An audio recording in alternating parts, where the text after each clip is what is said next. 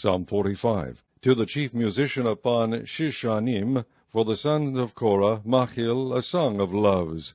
My heart is inditing a good matter. I speak of the things which I have made touching the king. My tongue is the pen of a ready writer.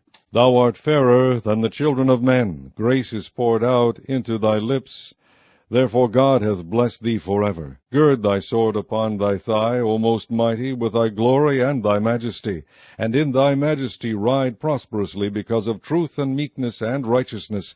And thy right hand shall teach thee terrible things. Thine arrows are sharp in the heart of the king's enemies, whereby the people fall under thee. Thy throne, O God, is forever and ever. The scepter of thy kingdom is a right scepter. Thou lovest righteousness and hatest wickedness. Therefore God, thy God, hath anointed thee with the oil of gladness above thy fellows. All thy garments smell of myrrh and aloes and cassia, out of the ivory palaces, whereby they have made thee glad. Kings' daughters were among thy honorable women. Upon thy right hand did stand the queen in gold of Ophir. Hearken, O daughter, and consider, and incline thine ear. Forget also thine own people and thy father's house.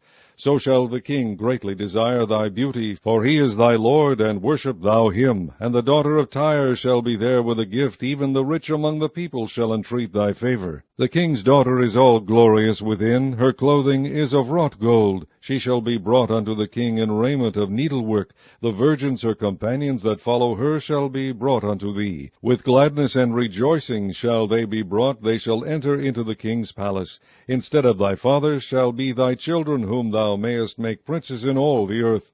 I will make thy name to be remembered in all generations. Therefore shall the people praise thee forever and ever.